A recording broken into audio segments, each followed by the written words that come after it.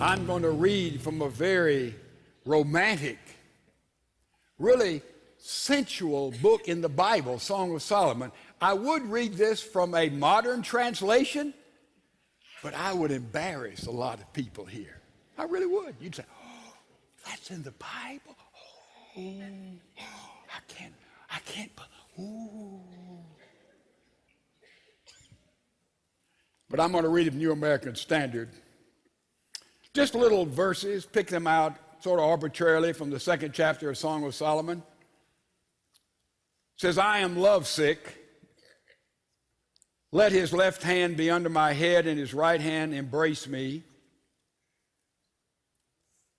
that you may not arouse or waken my love until she pleases. Listen, my beloved, behold, he is coming, climbing on the mountains, leaping on the hills. My beloved is like a gazelle and a young stag. Behold, he is standing behind our wall. He is looking through the windows. He is peering through the lattice. My beloved responded and said to me, arise, my darling, my beautiful one, and come along.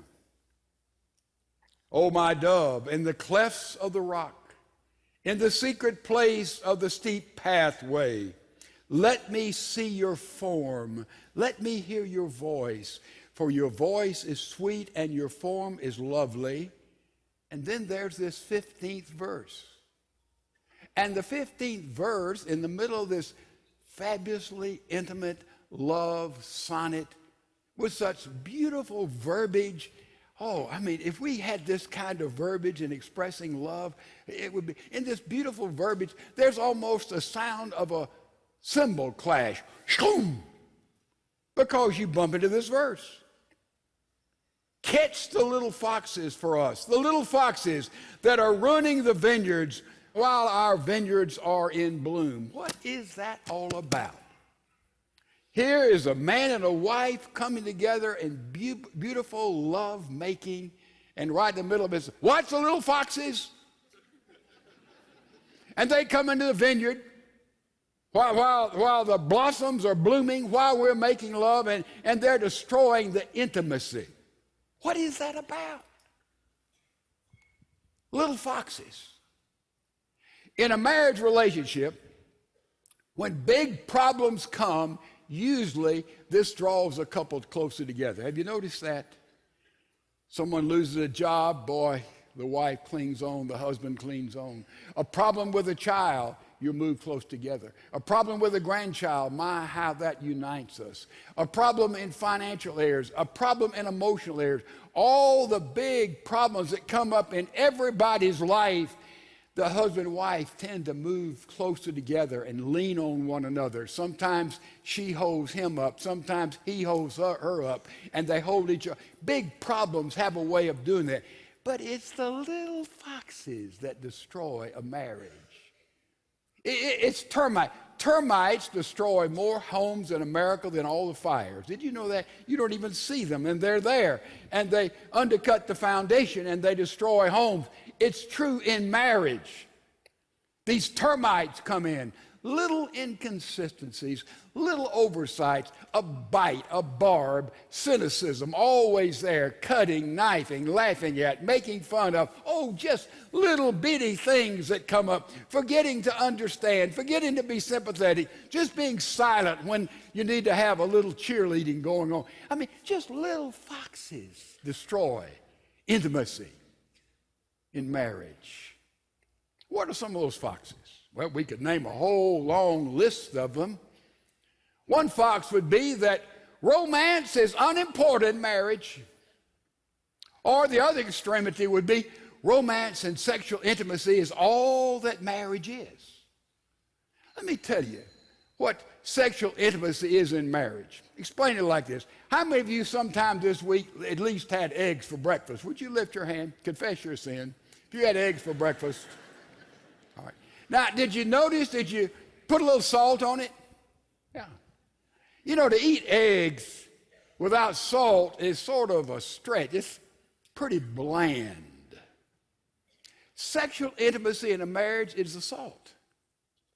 It gives the flavor. It gives the zest. It puts taste. It's not everything. Say, well, I had for breakfast, what'd you have? Salt. No, it's not everything. It is a symbol, we've already discovered, of our intimate relationship with God in Jesus Christ. It is for pleasure. It is for procreation. It is a symbol of oneness. It's all of that, but it is salt. It's not the whole thing. Some people think that's all marriage is, and that is a little fox that'll destroy a relationship. It's big, it's taste, but it's not the whole thing by a million miles. Now, what's another fox? Another fox is somebody says, how's your marriage? Oh, it's okay. How's your marriage? It is terrific. And you would say, you sure are lucky. Ladies and gentlemen, teenagers, luck has nothing to do with a dynamic, fulfilling marriage. Understand that right up front. Now, you say you're lucky. What makes a marriage work? A lot of things, but a couple of things, you have to work at it. Oh, yeah. And you have to work smart. You have to work skillfully. I'm working at my marriage. You don't know how to work at your marriage. You don't have the skill to work at your marriage. It takes work. It takes skill. And a little fox that comes in our marriage, well, I was just unlucky, you know. I didn't marry my soulmate. I didn't find the right one. I don't know. I'm just unlucky. That's a fox. Another fox that comes in, the idea that, love is an emotion. Oh, it's a feeling. Oh, yeah. We fell in love and we've fallen out of love. And I don't love her. I don't love anyone. Our love is gone. Therefore, our marriage is gone. Who told you love is a feeling? Love is something you do. And that's what love is. And the feelings come and go. And I can tell you, I've been married 50 years. I'm going to tell you something with candid honesty. 50 years plus, compared to the way I love Jo Beth today and the intimacy and the joy we have together, it's like we didn't even like each other. We got married 50 plus years ago. And that is the truth. That is the truth. So the idea that love is a feeling, it's an emotion, it's something you do, and the emotions follow along. When you live with your mate with understanding, with listening, and then you try to figure out exactly how God has uniquely wired them, let me tell you something. Love will be there, and that emotion will come. Let me give you what happens to marriage. Let me show you a verse of scripture you have never heard of that's applied to marriage. Turn left if you're in Song of Solomon. Look at the book of Proverbs. By the way, bring your Bibles to church. You can't know the players unless you have a program. Look at Proverbs chapter 14. I'm going to give you a verse you've never seen used in marriage. Proverbs 14:4. Where no oxen are, the manger is clean, but much revenue comes by the strength of the ox. Now, you don't have to be Phi Beta Kappa, an exegete, or skillful in hermeneutics to understand what that verse is saying. Any Texan understands it. If you have an ox in the manger, in the stable, in the corral, in the stall, you're going to have poo. Am I going too fast for some? Paul called it dung. Now, but you've got to decide if you have an ox, says the book of Proverbs, and you're going to have poo, but you have an ox, you automatically have poo, but there is a profit there. Did you see it? There's a reward there. There's a result of having an ox because you can harvest, you can build things, you can grow things. See the difference there? So with the ox goes poo. But also with the ox, there is profit. And that's the way it is with marriage. Somebody said, I didn't know we'd have this poo in our marriage. I thought that the birds would wake us up in the morning and the rabbits would clean house and the chipmunks would cook breakfast and the squirrels would wash the dishes. I mean, my goodness. And I'm married, in my marriage, we have some poo. Now that's part of it. And a lot of people, when poo comes and it just stacks up, and sometimes you have a sick ox, you've got more poo than you need, and you don't know what to do with it, we give up. I married the wrong one. This isn't the way it's supposed to be. Let me tell you something. Marriage has joy and fulfillment and meaning in it, and there's going to be times that some things get rather sticky and stinky and unseemly. That's a part of it, and it's how we relate to this, how we understand that some of our marriage are between irresistible. That's at the marriage altar, remember, I do, I will, I do, I will. There's an irresistibility about him or about her from all the way to incompatibility. Irresistibility, incompatibility. And most of us live between those two. Irresistible, incompatible. Irresistible, incompatible. And that's where we try to abide. And when there gets so much poo there, because the man or the woman do not operate on the basis of biblical principles to make that marriage growing and exciting and deepening and widening and broadening and creative, well, it just piles up in there. And that gives an atmosphere where a third party could come into that marriage. A third party. An affair. It can be an affair with your mind when you're addicted to pornography. This is true of a lot of people who are older. Well, I deserve this. I need this. It's okay. Adultery in your mind. Jesus talks about in Matthew 5 how deadly that is. Needs radical surgery. Don't just taper off, cut it out. Or it can be actual third party coming in. Well, you know, I thought that it would never happen to us. It was irresistibility, and now there's incompatibility, and I must have picked the wrong one. And and so a third party can come in. And it starts so subtly. Happy hour.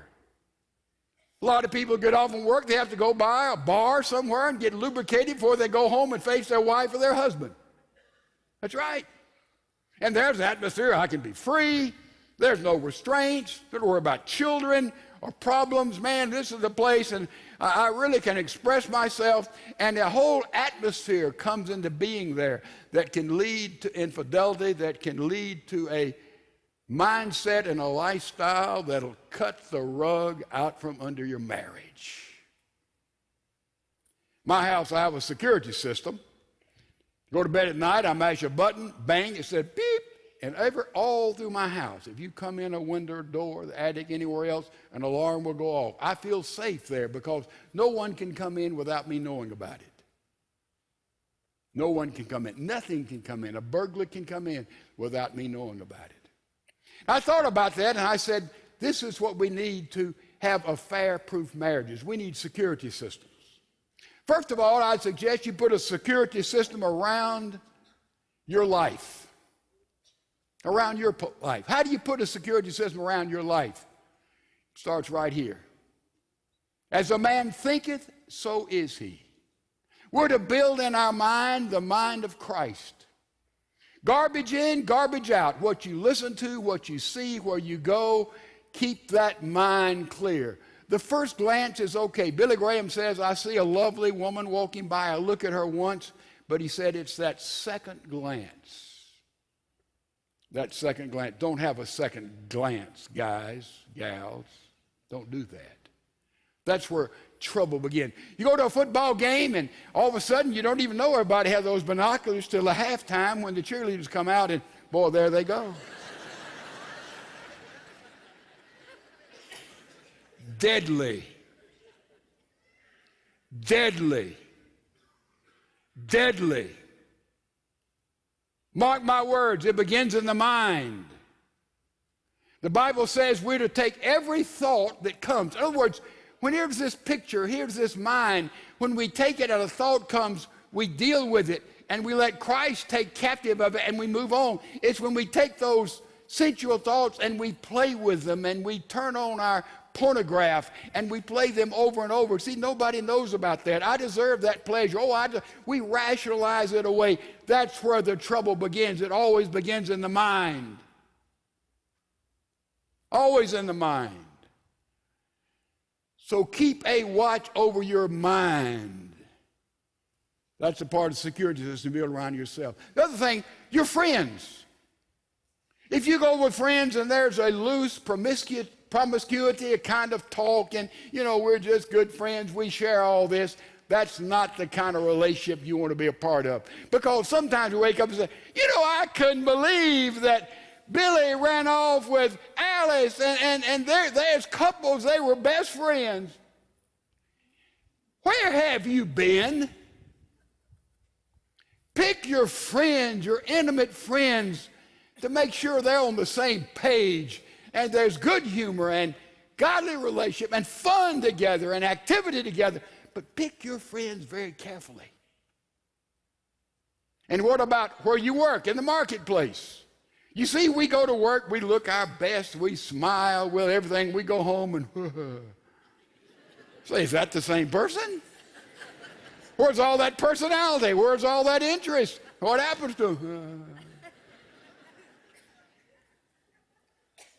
What do you do to protect yourself? I don't know what you do, but if you want to put a security system around yourself in the marketplace, for years I did a lot of counseling. I don't do that anymore. If I do any counseling, I sit down in the worship center. And I do about that much, and I'm the worst counselor you'll ever talk with.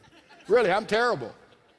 I am awful. So don't go for me for counseling. I don't do that. We've got professionals. But when I did a lot of counseling as a young pastor, I realized this is a pretty intimate situation. You run into a lot of stuff.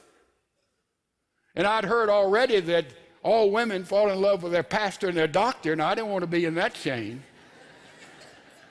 So when I did counseling, and I could take you right to the desk. I got a big desk.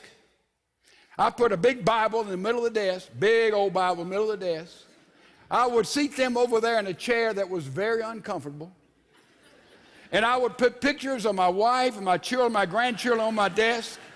On the credenza, I'd put a picture of my wife and my children, my grandchildren, big pictures behind my desk. I had a window, I can take you to the office, that was open and the sun would climb in and blind the person I was talking to. And if they got to me, they had to crawl over a big desk, all of my family, and a Bible. And they couldn't see because the sun had blinded them. Ladies and gentlemen, build a security system around yourself at work. You know what Paul said to Timothy in this area? He said, treat older people with respect. Treat peers, men and women, as your brother and your sister. Have that mindset. This is my brother. This is my sister. Treat younger men and women as if they were your sons and your daughters. If you'll build in that mindset, that'll help you put that security system around your life. Also, you need to put a security system around your mate, around your wife, around your husband. You say, well, what does that look like? Well, maybe you ought to give them a chastity belt for Christmas. No, maybe you ought to get a detective to follow them. Or check their email. They've been talking to their phone. Get their computer and have somebody to work it out. Search their pockets. What do? How do you put a security system around your wife, around your husband? I'll tell you one thing you do right up front. I'll make it easy for you. You just build such a relationship with them that you have a Rolls-Royce home relationship with your wife, your husband, and they won't be interested in trading that Rolls-Royce for a bicycle. And it's how you look on marriage. Dr. Willard Harley has a wonderful book. He talks about how we think of ourselves in romantic relationships. He said one image is we're freeloaders. Some people are married, they're freeloaders. Well, as long as I get what I want, I'm in this thing. But when I stop getting what I want, I'm out of here. Freeloaders. I'm not going to pay any price. It's got to just be natural. Love all just come automatically. Man, freeloaders. Some people look in marriage, deal in marriage, and you're a freeloader. Others are renters. You go and say, okay, I'm going to stay married. A renter does little more than a freeloader. You know, a renter will do some things, keep the house clean and work at some things to keep the relationship. But primarily, if a better place comes along that's cheaper, you're going to move there. And if something better comes along, I'm out of here. A renter. But our relationship should be one of a buyer. I'm here for life. I've bought in. I've sold out. This commitment is sacred unto God. It is irrevocable. It is exclusive. It is ours. It is magnificent. You see, I bought this whole thing. You know, it's amazing to me how most of us had stood in some kind of church service and the pastor, we've exchanged vows, I will and I do, and we promised to be faithful to one another till death do us part, before family and before friends, in a sacred contract, a covenant before God and a contract of the state. How in the world does Satan get in that kind of overwhelming commitment? Little foxes, little termites, little inconsistencies. So build a security system around yourself. Build a security system around your wife. And in the middle of that security system, have an affair. Yeah, have an affair with your wife or with your husband. Oh, that's terrific. And great things will happen. Men have to understand women. And most every woman would say here, you know, I can't always respond. I cannot be rushed. I cannot be compartmentalized. I cannot neglect the environment. Men, did you listen to that? And men and females, to your wife, let them know you are interested in them, that you love being with them. Do some creative things. Create an atmosphere that is dynamic. I don't mind candles. I don't tell you like them, but that's all right. I mean, work at it, ladies, and your husband will say, who is this woman? It'll bring life back in your relationship.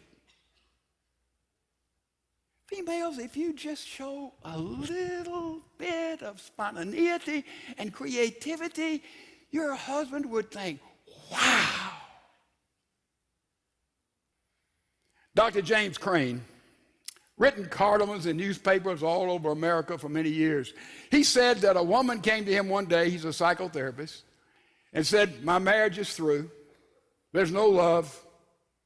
We fell in love. We've fallen out of love, and my husband has been so negligent of me. He's just criticized me and accused me, and she said, I'm finished. 12 years is enough.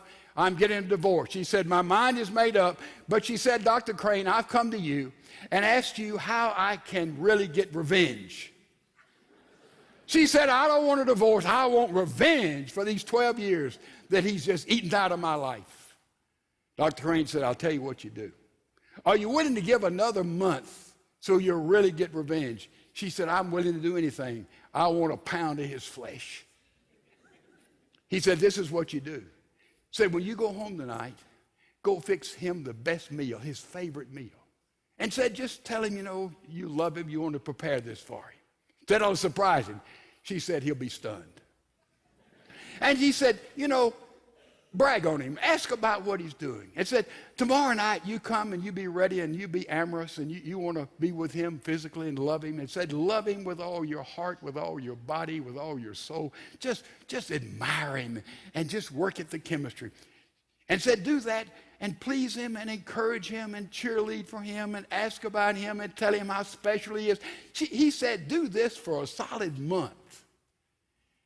And said, at the end of that month, when he is floating on cloud 9, you tell him, I hate you, I'm leaving you, and I'm getting a divorce. And Dr. Crane said, that'll work. You call me, and I'll get you the meanest lawyer in this city, and this lawyer will take everything he has, and the rest of his life he'll be totally miserable because he'll never find a wife as fabulous as you've been to him that month. She said, I'll do it. Several months went by. He's in a grocery store, and Dr. Crane happened to see her and said, "Hello, how are you?" She said, "Fine." He said, "Have you gotten your divorce?" She said, "Divorce?" He said, "Yes, have you severed ties with that tyrant that you were married to?" She said, "Let me tell you something, Dr. Crane. I'm married to the most wonderful man in the world."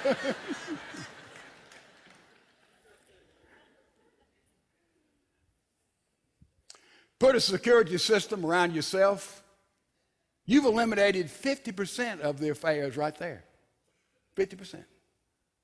Put a security system around your mate, 100% eliminated. In the middle of that security system, have an affair with your wife or with your husband. But be careful. These are biblical principles. And your marriage will begin to sing. It was created as a gift, but we have allowed it to become our one obsession. How can we survive in this sex-crazed culture? As a thank you for your donation of any amount, we want to send you Dr. Ed Young's new series, Sex-Crazed Culture. In this 5-part series, Dr. Young explores God's true design for sex, the destructive power of an affair, and the deception of homosexuality. Get your copy today by calling the number on your screen or go online to winningwalk.org.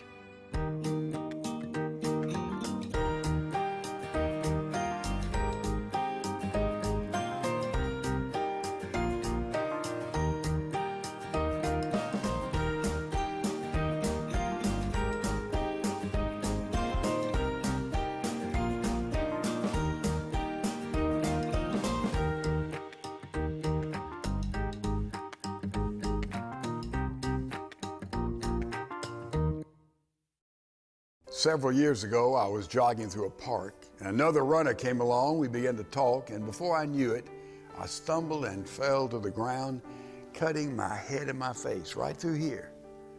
It was a painful fall. It took several stitches to patch me back up, but more importantly, I learned a vital lesson about life. My problem was that I shifted my focus from the path I was on, and then I stumbled. As we move through this world, it is crucial we keep our eyes on Jesus Christ. When our eyes are on Him, we will stay on His path. And that's the only path on which we want to run or walk.